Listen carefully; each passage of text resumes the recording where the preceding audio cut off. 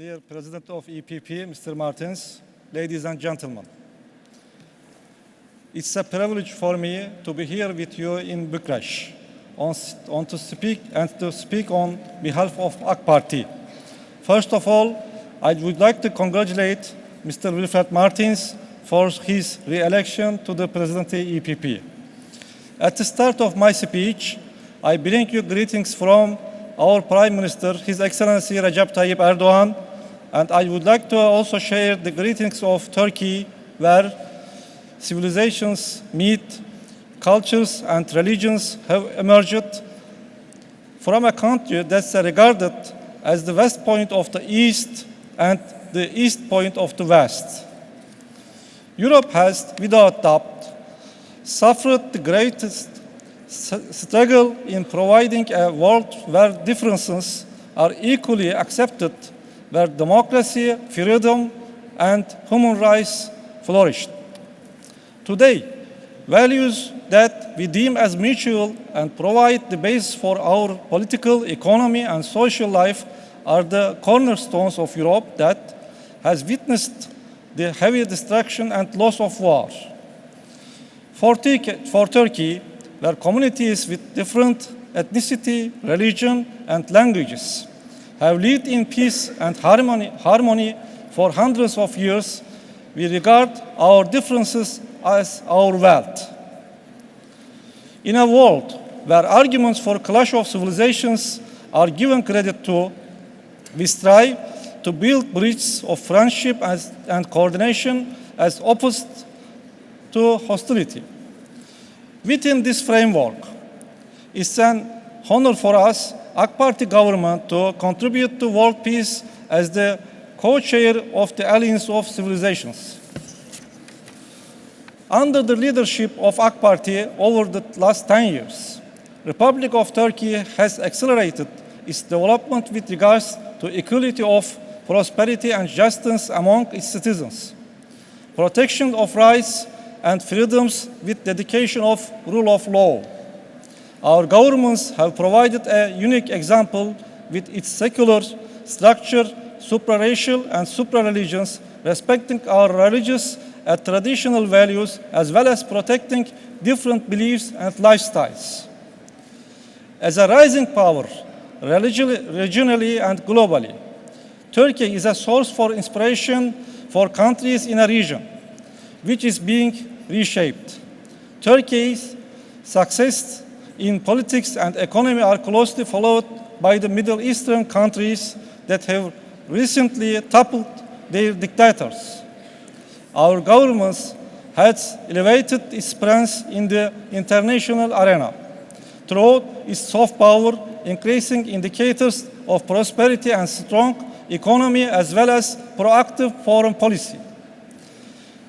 As a nation believing the motto of peace at home, peace in the world, we have adopted the zero problems policy in our foreign policy. Unfortunately, we don't live in an ideal world where actors make rational decisions.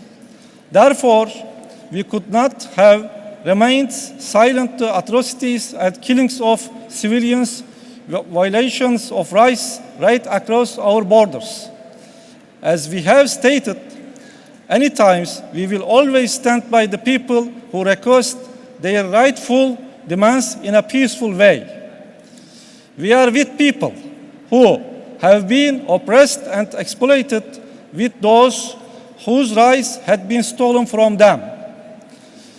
Since we share a long historical and cultural ties, and it's our neighbor, what's happening in Syria a greater concern for us. We have provided security and shelter for Syrian brothers and sisters. We have fled at atrocities and brutality of Assad regime. Today, the number of Syrian refugees has surpassed 100,000. We hope that stability in Syria will be secured in near future. Last year, we hosted the forum for the least developed countries and the host country. We will be making available a total of $200 million. annually at LDS starting in 2012. It's our duty and tradition to trust a helping hand the less fortunate. As a response to the famine in Somalia, we initiated a global awareness movement and prompted and initiated with our Prime Minister visit to the country. In recent months, the clashes in Southeastern Asia country of Myanmar have been our agenda for our foreign minister's visit to the area resulted in the opening of humanitarian aid channels. Along with all initiatives across the globe, Europe has the utmost priority with regards to our mutual history and proximity. Europe is our leading trade partner. With the accession process to the EU, Turkey and Europe has become inseparable. Reforms that we have achieved during this tiresome process are the most important gains for our country. Negotiations and criteria for membership has accelerated our reform efforts and provided motivation. However, EU, the inspiration for more freedoms and democracy, unfortunately faces threats of increasing racism, extremism, and Islamophobia. Policies against immigrants are gaining ground, and in order to save the day,